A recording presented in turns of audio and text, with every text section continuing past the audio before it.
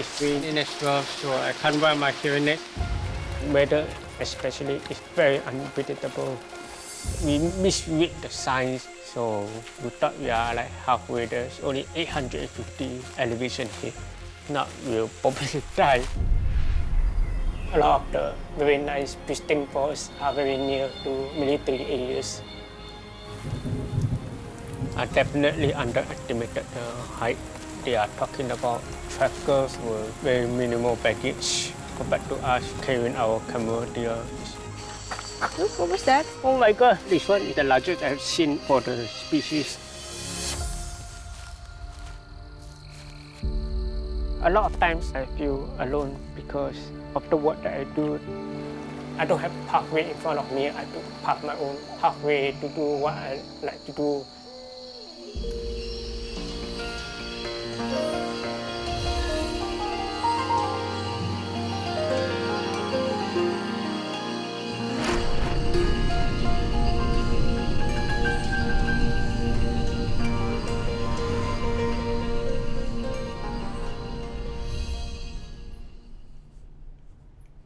My creative inspiration comes from everywhere, anywhere, anytime, but mostly in the night because I'm focused and everything around me is quiet. Sometimes before I sleep, the idea come in, then I will have to come out of bed to jot them down so that I can work on it the next day. I'm a wildlife illustrator and conservation photographer. I've been doing this for 8 years. Generally, my followers of my art will know me by Canlaken. It's like an artist name. I'm deaf profoundly on one side and severely on the other side. So it's about 70 to 80% of hearing loss of the sound that we usually hear. I lost my hearing at the age of 2 when my parents found out that I wasn't responsive to loud sounds. I love nature since I was very young. My first pet is a fish because my family is not really into nature. When I started schooling, I have a small fish tank, then I built my collection and it multiplied so many tanks until it annoyed my whole family. But it was like a very obsessive interest in keeping these animals and watching how they interact with their own environment.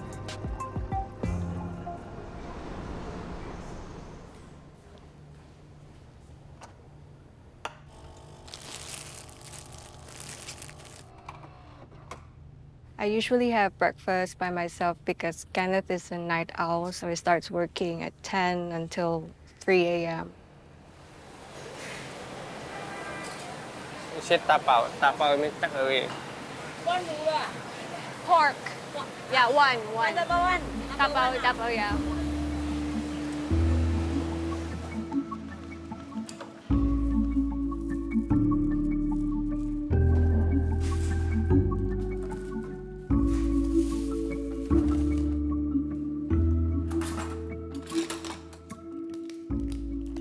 Angelica and I got married recently and we were looking for places for a honeymoon and preferably somewhere that both of us haven't been to.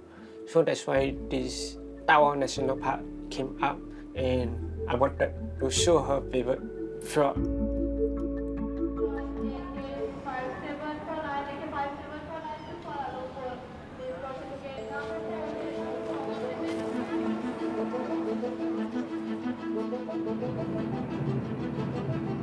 For people going to the forest, I'm always very, very excited.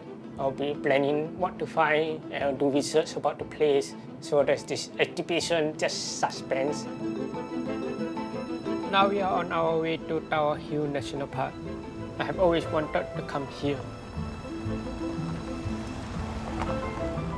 The travel logistics have been tricky and I hope it's the first time for Angelica. Hopefully the weather will be kind to us and like provide some rain so that the animals will come out and show themselves. I want to head out for my night walk soon, even though we have just arrived.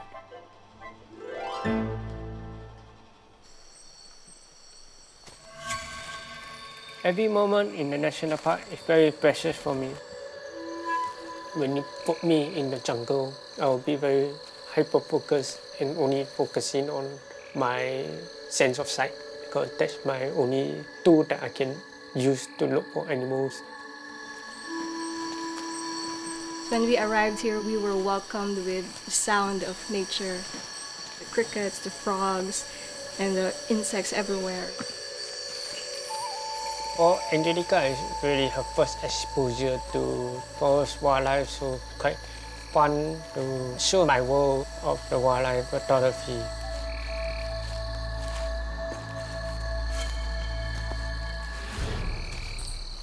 Most crickets eat plants, but this is the predatory cricket. It's eating another cricket. I feel like a little girl going on a field trip with my husband. On top of Oh yeah. the guy we set up again.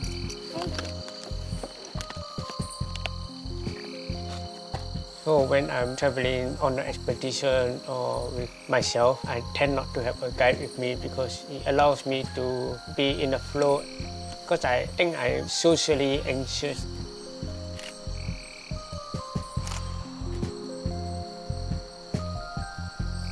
See that? Insane. There's another one. Oh my god! Gosh, so cool.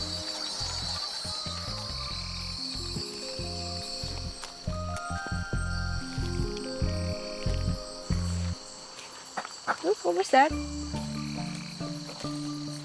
can see its head. Oh my god! We located a viper, and that is the Bornean Keeled viper. It's one of the more common vipers found in Borneo. Then this is the female that we are going to be taking photographs. So right now it's in the abuse position, is pointed downwards and seems to be like looking at nothing, but it's actually waiting for unsuspecting prey to run across and to be shot down. It's super cool. It's my first viper in the wild, and yeah, I'm out of words. Be careful. Be careful, yeah. It's a viper. But it's very tricky. I don't know if you are able to be stand here. Good position.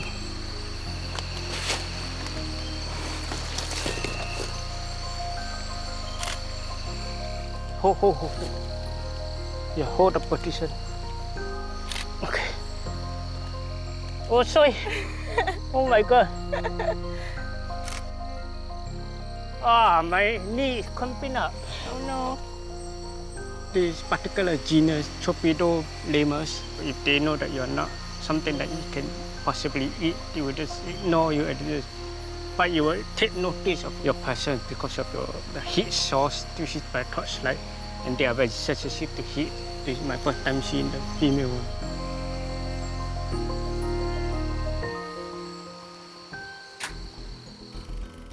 One day, his mom showed me a video of Kenneth taking photos at the zoo with his toy camera. It was very adorable.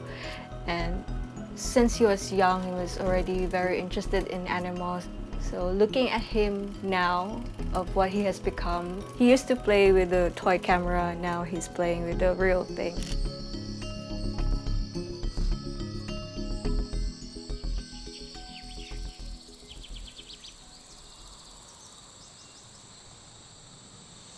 We are going up towards the sub-mountain forest around this area, towards the summit of Mount Lucia.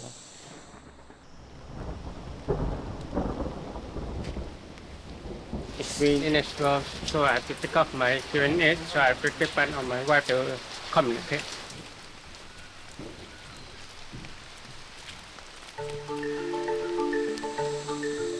I don't know if I'm really prepared for this hike. It's 13 kilometers.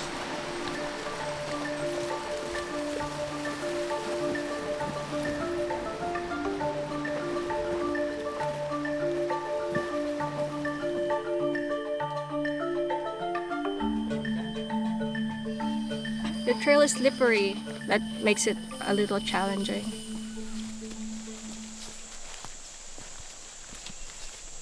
Prior to this hike, I did some research and heard some hikers saying that it's easy, quite flat, not too much climb. But the trail was actually quite long and more steep in some parts. We misread the sign, so we thought we are like halfway there. When we were reaching half of our climb, he was feeling guilty for putting me through all that. He said sorry to me and I said, no, it's okay, we have to keep going. When we were, I think, 75% of our hike, he said he might have seen night wasps, and I was already panicking in my head because he had such a bad experience with night wasps before. And I was already overthinking what should I do if that happens again and it was only both of us in the trail. I installed a GPS tracker on my phone and I realized there's really quite a distance to go and the elevation is still much more to go. We just climb and climb. And soon it's already sunset, we will turn on our torchlight, but we will just keep moving.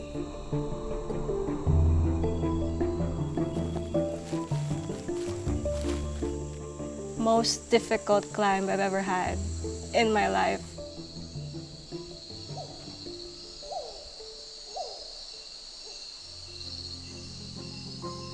After we had our dinner, I feel much more refreshed. I head down, I went back to the same trail that we came from.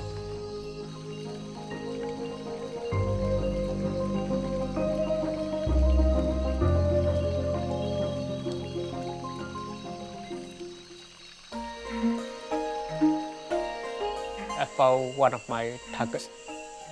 The comfort is not easily found in Borneo. Quite lucky to say.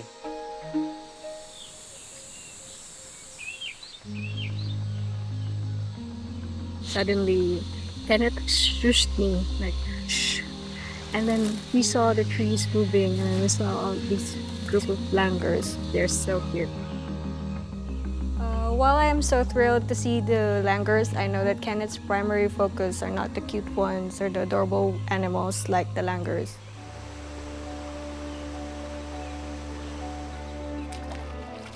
The charismatic animals tend to get more attention and in return getting more fun to protect and conserve them. They are like your giant pandas, tigers, all the cuddly animals, very cute or very big. So they outshine all the less charismatic animals that are usually duller, less colorful or more elusive. They will hide away, or very shy animals that you don't normally hear about unless you go out in the wild. Kenneth is focusing on us uncharismatic or unloved animals. He would go out of his way to protect what he loves. So for animals, even if he's not funded, he's an independent conservationist, he would spend more and more just protect what he loves. So that's what I love the most about him.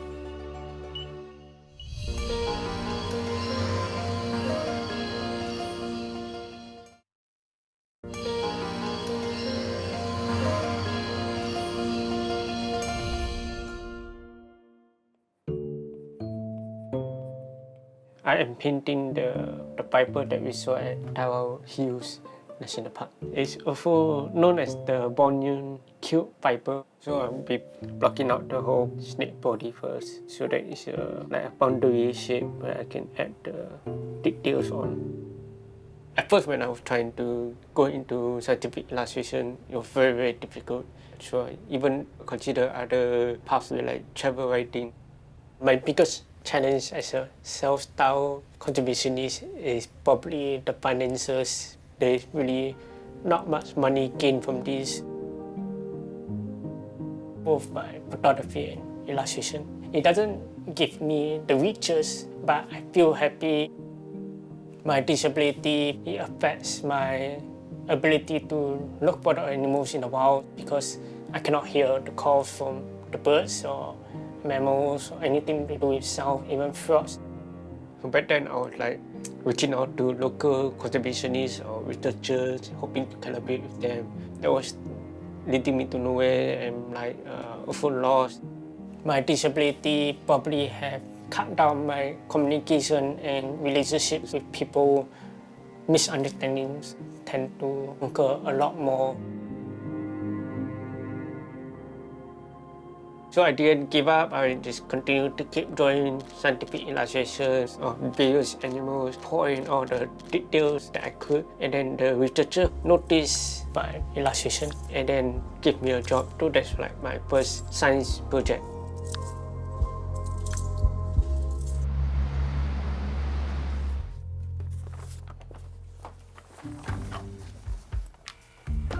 For my photography career, now I'm looking out for projects to take on. They are all voluntary, not really paid for now. In the meanwhile, I've been doing my own exploration. I don't have to wait for acceptance. I just go out on my own and do my own research. So I'm packing my bag for my upcoming dugong trip, and it's my first time bringing an underwater setup, but I can never be too prepared. I mean, I don't know what will come up.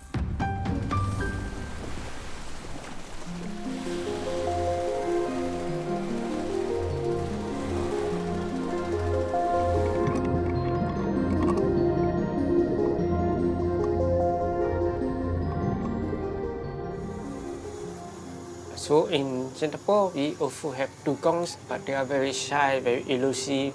Then I came across on Facebook, like someone posting a video of Mawar surfacing. I never knew that you can get so close to a dugong.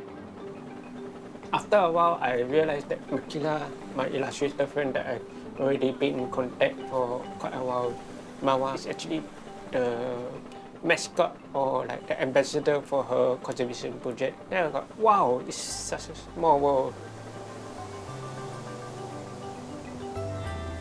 This is my first time that I met him in person. It's already like probably 2 years I know him. He's very passionate about conservation, about animals.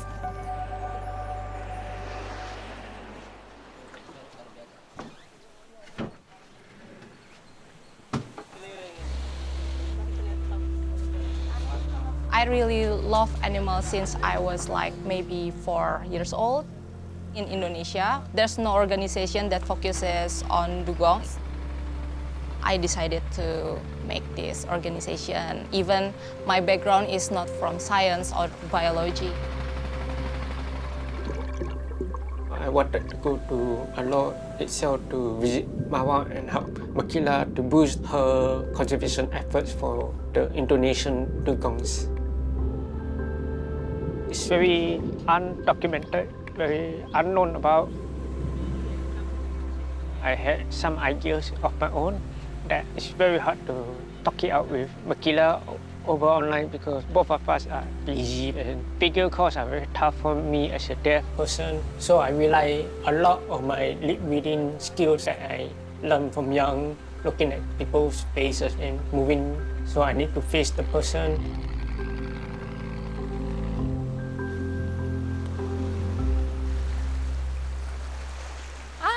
Halo. Halo. Selamat siang. Siang. Ya perkenalkan ini teman Ya. Ica namanya Kenneth dari Singapura. Dari Singapura, It's One. Ya. One. Halo, Oni. Ya, pertama selamat datang di Alor, selamat datang di lokasi dugong. Mama tua ini kan mengomel, tidak ada punya uang kok kerja begini, terus gua ambil uang dari mana? Tanam ini tidak punya uang. Sore saya keluar tarik perahu, ikan ini ikut saya. Saya mencintai alam ini ibadah. Jadi ikan saja bisa bersahabat dengan saya. Karena dasarnya saya mencintai alam. We worry about where the dugongs actually live because in Indonesia we have no exactly data of the population. Dia ini kan umurnya ini kan bisa sampai 70 tahun. Saya ini kan umur sudah seperti ini. Apakah bisa sampai ke anak cucu saya itu bisa merasakan ini? Tidak. Sampai dengan 20-30 tahun sesuai umur dia ini bisa tercapai tidak? Yang akan dirasakan oleh anak cucu. Itu harapan saya itu. Ya.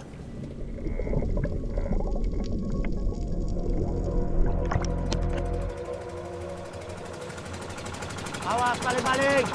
Baling-baling, awas. Awas, Mawar. War.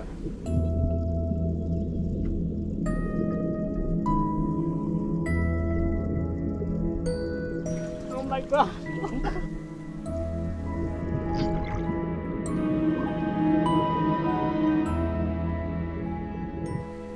When I saw the dugong for the first time, it was very magical how it appeared suddenly and it came with a force. It didn't come slowly, it came really fast.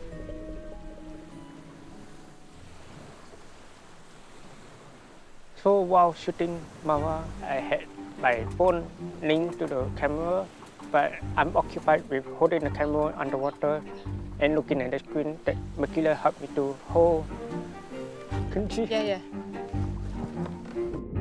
And also we are responding to the dugong's behavior and whereabouts because it doesn't stay in one place, it's very fast and we have 2 boats so it's moving back and forth and around. Very challenging. Yeah. Oh.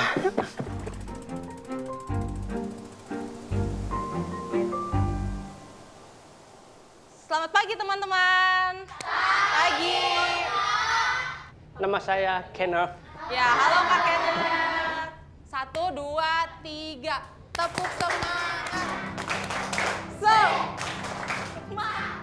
It's not my first time working with kids, but it's my first time with really young kids from overseas. I have 10 boats here. Our objective for the workshop was to spread some marine conservation and awareness of plastic pollution. Nanti sampah-sampah ini ditempel-tempel di sini supaya kita bisa menggunakan lagi sampah-sampah yang nggak bisa hancur ini.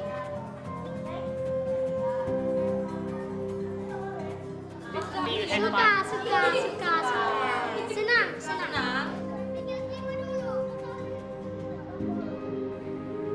Kalian suka main mandi laut kah? Suka. Siapa yang mandi laut? Alamnya Keren lah. bagus.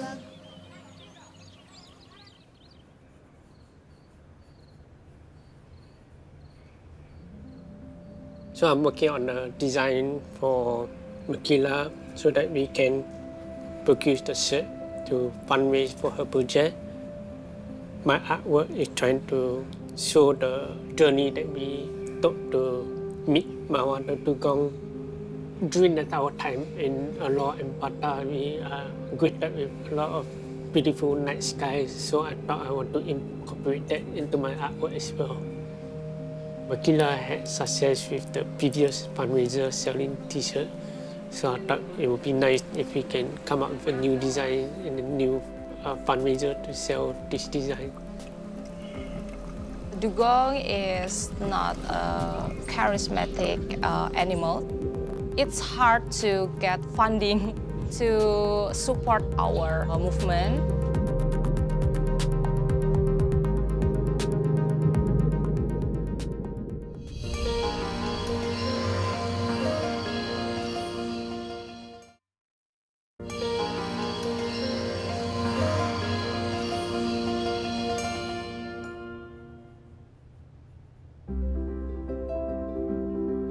My illustration work involves a lot of wildlife, so there's not much market for it.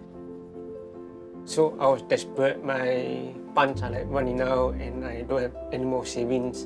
And that's when my merchandise start to sell.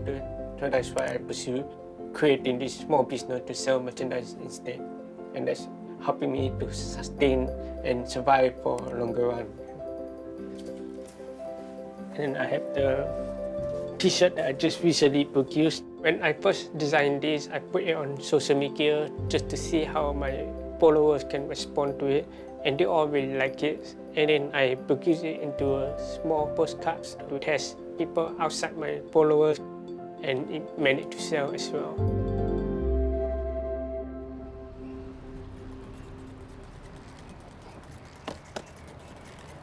As an artist, I go to different events to exhibit my artwork and merchandise. Right now, I'm at Cochin, Sabah, and I'm preparing for the event called the World Congress of Herpetology. Herpetology is 2 main groups combined into one. reptiles and amphibians.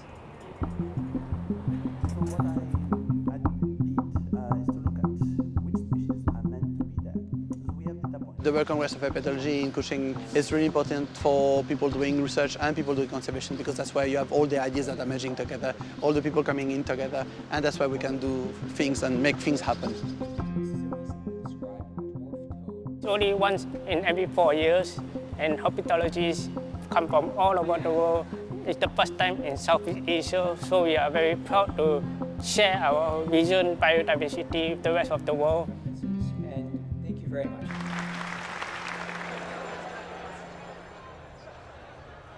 Did you draw them all? Oh, yeah. They're amazing. Oh, thank you. So Yeah. That's so good.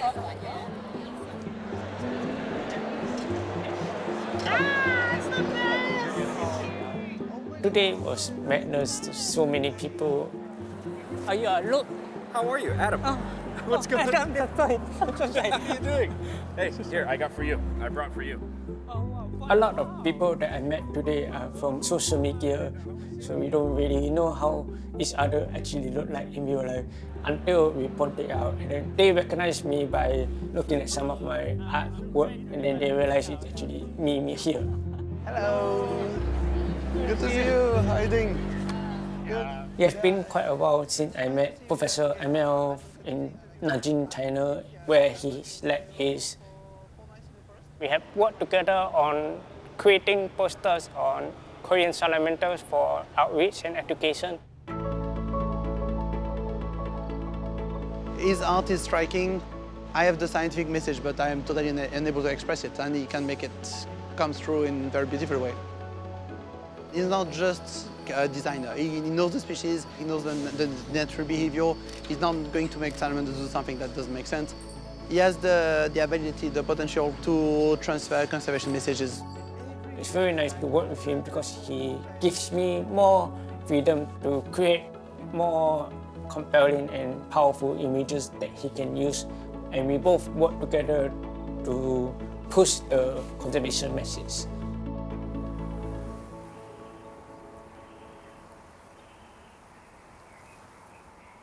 Look, here's a sign. So nice, so awesome. Finally, after how many months? The first time that I actually collaborated with Kenneth is through the Mandai Boardwalk project. His very infectious enthusiasm, right, strikes me. Now you see it, that a lot of the interpretives now at the nature reserve are all very text-based. The standard kind. Too much words, information. very hard to register. I've heard a lot of people telling me, right, that the signages are beautiful, and they're actually taking pictures of it, which is unusual. It's not every day that people go to a nature walk and then start taking pictures of signages, right? The next piece that we need you to start developing, right, is the cast ecosystem.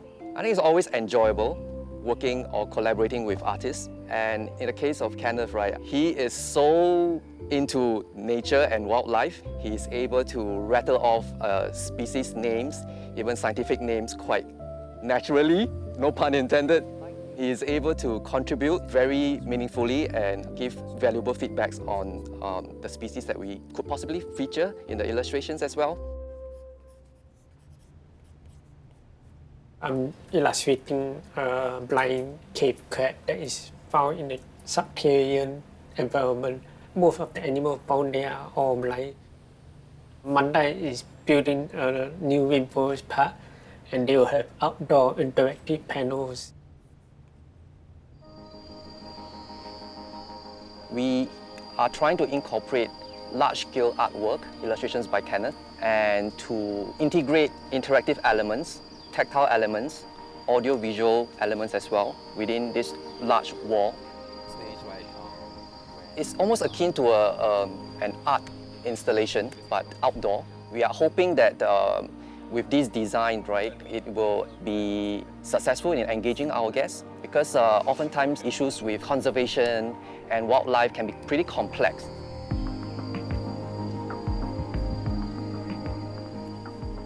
Opportunity to get paid while doing rare endemic wildlife is quite rare. So this is really once in a lifetime opportunity because it's for a new park and my illustration will be blown up quite big and join a lot of very cool animals all at one go. It's very exciting. Hey, look up. Oh Yeah. You remember the illustrations that you did of the palm leaves? Yeah. We've incorporated that with the 3D replicas of fruit bats. Like they often say that picture speaks 1,000 words, right? But with art, I think it speaks bigger volume than that.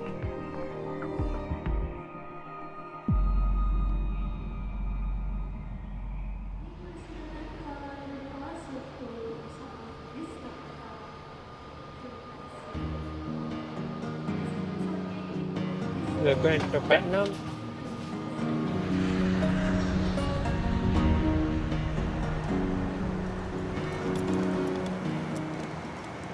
What I find fascinating about Kenneth is that sometimes he just has this sudden burst of energy.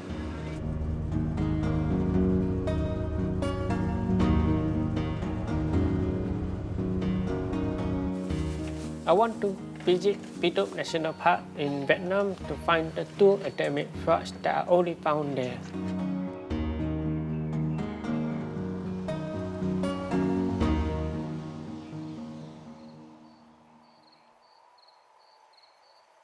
There are two species of gliding frogs I'm hoping to see in Phi National Park and has been only known and recorded here. I'm an advocate for the biodiversity of Southeast Asia, so I'm always looking for species to show people what are the special treasures we have in our region. Quite difficult to find this frog this weather, this season too, because in the winter season now. Everything is so cold and we passed the breeding season the best time. So I think the chance to find the frog is maybe 40%. But I really hope that we can find it tonight because me and Kenneth really want to see it one time. That's our dream target. I'm feeling very excited because this frog I've been wanting to see for many years and I have no idea how to look for it. Now I found a local friend who is willing to come with me and we can try to look for it together. Let's go.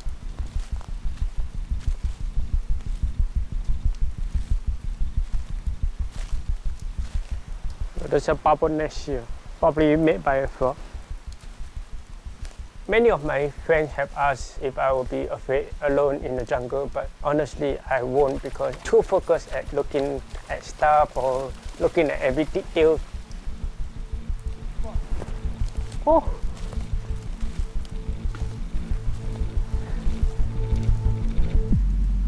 I think it's queen jealous. I think it's queen jealous. This is supposed to be like a small reflector to light the bottom.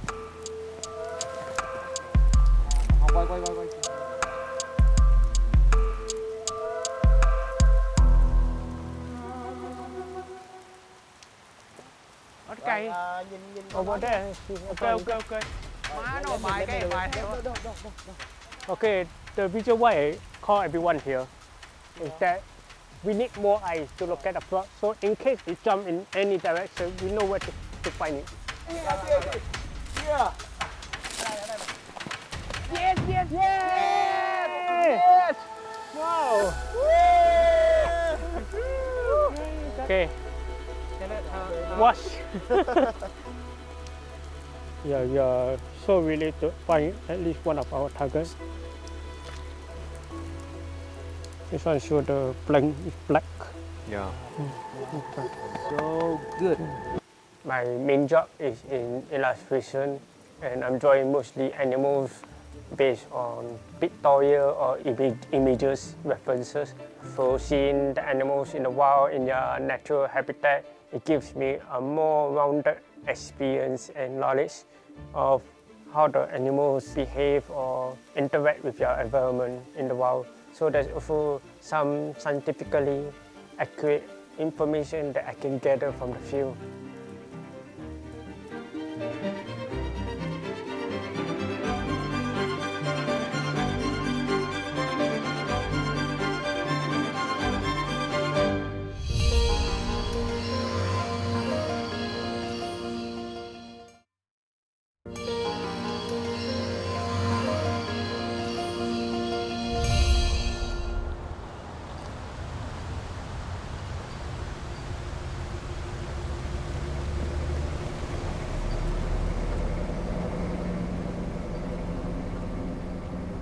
forward, looking around in Southeast Asia where I can contribute my skills.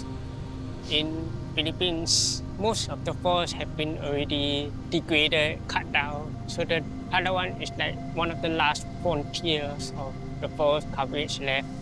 So critically important to protect the species that are endemic to Palawan. On average, it's waist deep. So I hope that all your equipment, all your personal belongings are ready for water.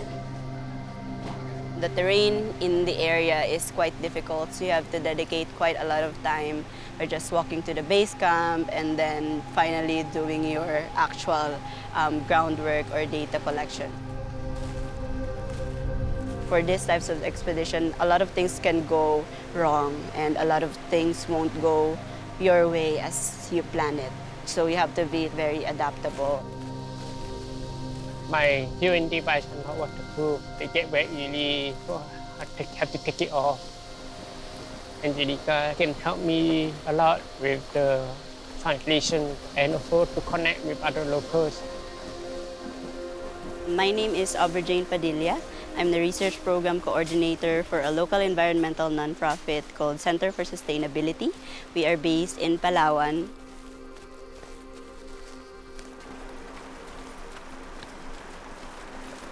At CS, there's 3 steps for us in declaring protected areas or local conservation areas. One is community organizing, scientific research, and political lobbying. So we are currently at the scientific research part, wherein we build the baseline or the database of the scientific proof that the area is biodiverse and is ecologically significant. We cover as much as we can for this survey in order to build a robust documentation of the biodiversity of the area. So it's like preparing evidence these animals are here, and especially back up with some pictorial documentation of photos. I first met Kenneth on Instagram. So I've been following a lot of wildlife photographers on Instagram, and randomly I saw his account. It's been a long conversation because we've had a pandemic and then, we've paused a lot of activities and expeditions. But then we finally got the permits for the biodiversity assessment and the opportunity to do a big expedition. That's when I invited him to join the biodiversity assessment because that's the biggest expedition that we'll have.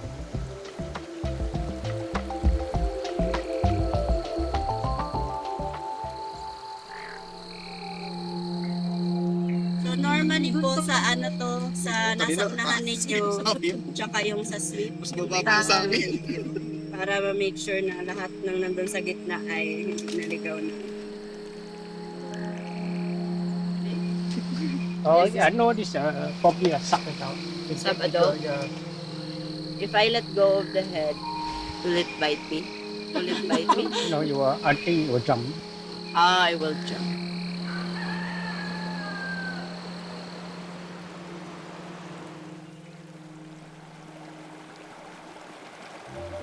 So I think today I will do freshwater first.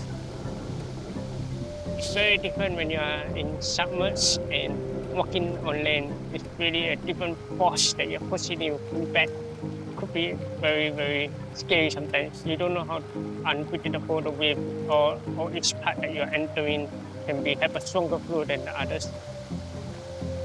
There was so much life actually around, especially that part. From above, they are so small and you don't seem to see them. But when you are underwater, it's like looking in the fish tank, you get to see everything.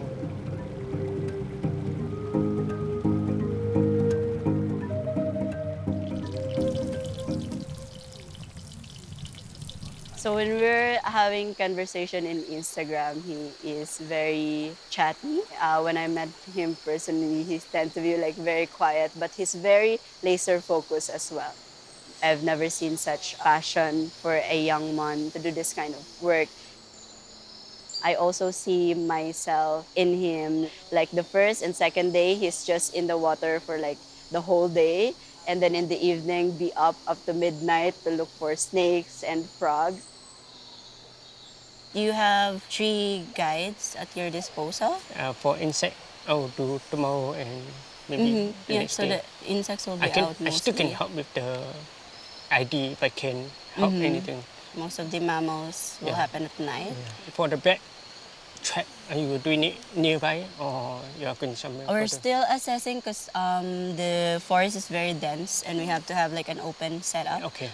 They've already identified a setup for the Skynet.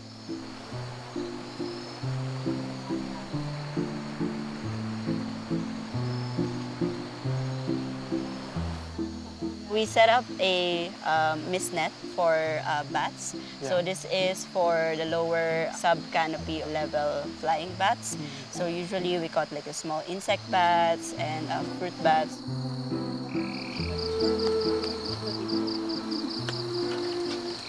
So like second round of rice. Yeah.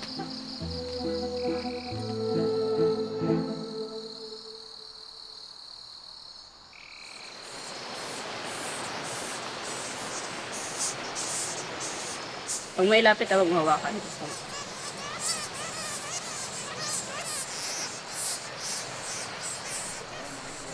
We have right now is a lesser dog-faced fruit bat, or the Cynopterus bucceoti.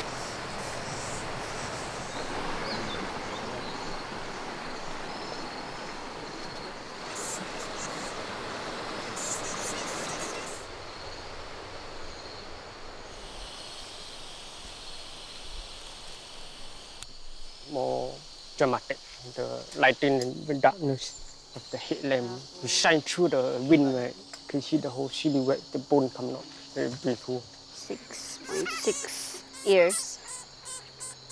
Saglit lang, sandali na lang. 1.4. Forearm. 7.5. Hind foot. Kanya, pag nakalabas ako dito, kagatin ko kayo. Prior to the expedition, I didn't expect that they would be doing bat collection. It's one of my interests, the bats. And they are very important to ecosystem, they are pollinators, and they help to control the arthropods or insect populations.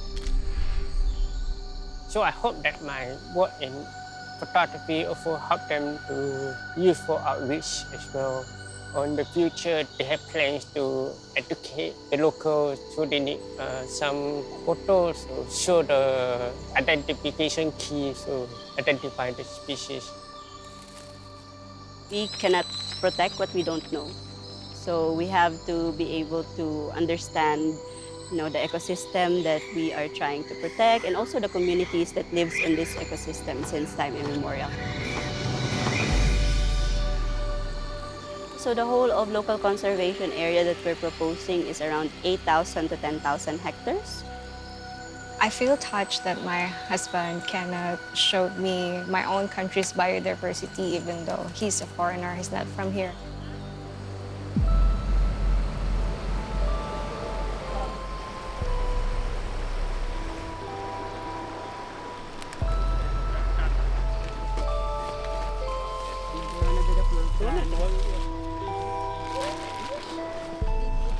This is actually one of our favorite frogs at CS.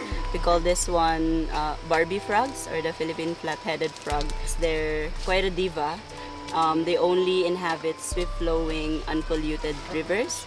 So their presence means that the water quality is still good and pristine in this area. People won't believe you if they don't see it.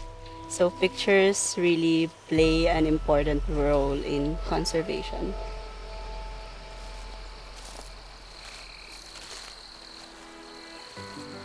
After many years of looking for charismatic, beautiful animals and specific species, I come to realize that it's more important to protect the habitat because they need a home to stay, and so you need to protect your home in the first place. The path that I decided to take is not easy and never been easy. I am amazed by how he's doing this alone. But a lot of the collaborations that he made, I think, builds into that sustainability. So there's some sort of like ripple effect to his work. And while he is doing it alone, but all of his work will contribute towards, a bigger goal of protecting the area, maintaining the sustainability of conserving or protecting a certain area. Even how imperfect we do, it will still make a bigger change along the way. If a million of us actually doing a little bit, it adds up and it becomes a huge change for all of us. All of us play a role in this part that we all share as we call it home. Semangat, semangat. Masih muda itu semangat, ya.